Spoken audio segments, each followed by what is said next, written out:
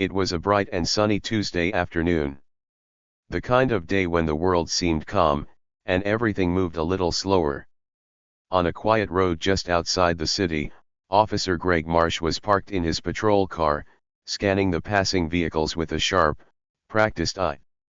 Greg had been on the force for years, and he prided himself on being tough but fair. At least, that's what he told himself. As Greg sipped his coffee, a sleek black sedan came into view. The car was polished to perfection, its dark paint gleaming under the sunlight. It wasn't speeding, nor was it breaking any rules.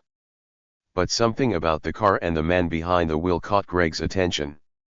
His instincts, or what he believed to be instincts, told him to follow it.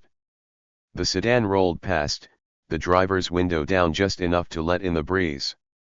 Inside was a black man in his mid-40s, wearing a crisp white shirt and a calm expression. There was nothing remarkable about him at first glance, but to Greg, he seemed out of place. Greg frowned. "What's he doing driving a car like that?" he muttered under his breath, tossing his coffee cup aside. He flipped on his lights and siren, pulling out onto the road. The driver of the sedan slowed down immediately, signaling to pull over to the side of the road. His movements were deliberate and careful, as though he'd done this before. The car came to a smooth stop, and Greg parked right behind it. Adjusting his hat, he stepped out of his cruiser and approached the car with a confident, almost arrogant stride. The man in the driver's seat rolled down his window fully and greeted Greg with a polite nod. "Good afternoon, officer," he said in a calm and even voice. His words carried no hint of fear or annoyance, just calm politeness. But Greg wasn't interested in politeness. He had already made up his mind about this man. To him, this was just another guy who didn't belong. Another suspect waiting to be exposed. "License and registration," Greg snapped, his voice sharp and commanding. The driver nodded calmly, reaching into the glove compartment for his documents. "Of course," he said, his movements steady and deliberate. He handed over his license and registration without a word of protest. Greg snatched the papers from his hand, glancing over them quickly. His eyes flicked back to the man. "What's your business around here?" he asked, his tone skeptical. The driver met Greg's gaze steadily. "I'm headed to court," he replied simply, his voice steady. Greg's lips curled into a smirk. "Court, huh?" he said, his voice dripping with sarcasm. "Let me guess, defendant." The man didn't flinch. His calm expression didn't waver. "No, officer," he said, his tone unchanging. "Just on my way to do my job." But Greg wasn't satisfied with that answer. He stepped back, his eyes narrowing as he looked over the car again. "Nice car you've got here," he said, his voice casual but edged with suspicion. "Kind of fancy for someone like you." The man didn't respond to the jab. He just sat there, his hands resting on the steering wheel, waiting.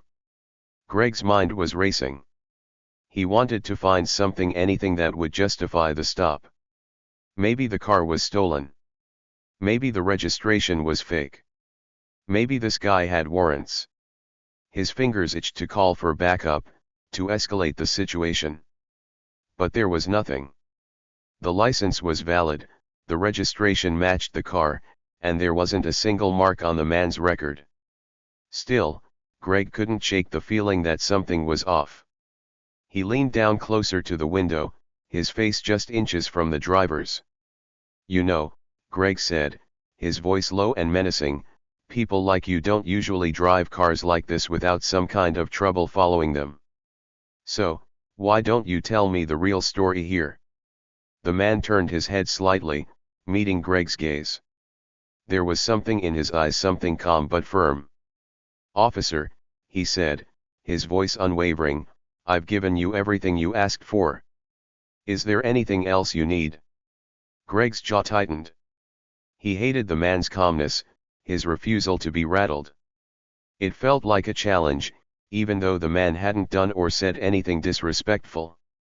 Greg stood there for a moment, his mind racing, before stepping back. "Stay here," he barked, walking back to his cruiser.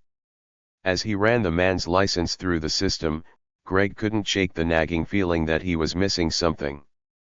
The name on the license sounded familiar, but he couldn't place it.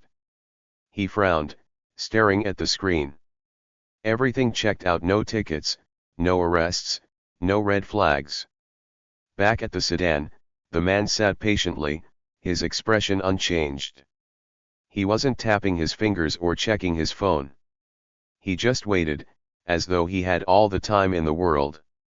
When Greg returned to the car, his frustration was evident. He handed back the license and registration with a sharp motion.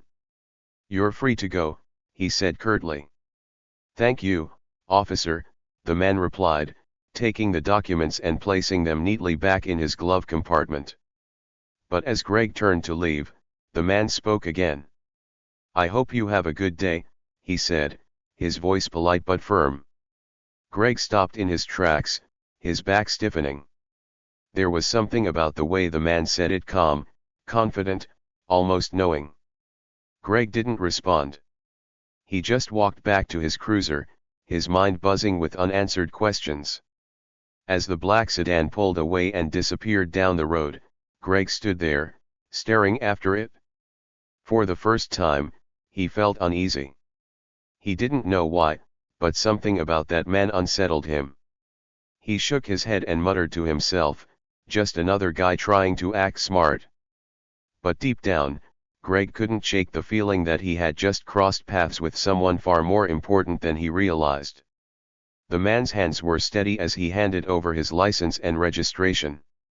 He moved with precision, like someone who knew exactly what to expect in situations like this. Greg took the papers with a quick, almost snatching motion, his eyes narrowing as he scanned the details. "Nice car," Greg muttered, his tone laced with sarcasm. "Real nice. What's someone like you doing driving something like this?" The man, still seated, turned his head slightly to look at Greg. His expression didn't change, it remained calm and unreadable.